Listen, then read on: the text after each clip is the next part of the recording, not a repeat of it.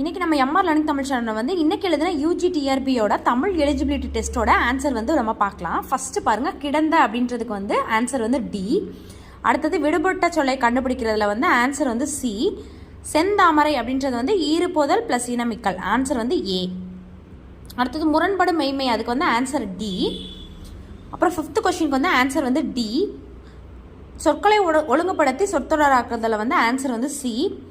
பொசுக்குகிறது வெயில் அப்படின்றது வந்து வினை முற்று தொடரில் வந்து வரும். அடுத்தது 8th ஒன்னோட ஆன்சர் வந்து உடல் மேல் உயிர் வந்து ஒன்றுவது இயல்பே.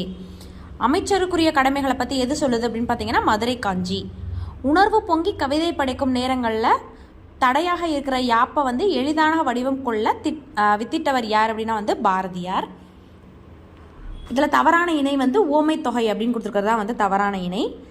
சிவஞானம் கொடுத்துருக்கிற கொஷினில் வந்து கூற்று 1, 2 வந்து சரி.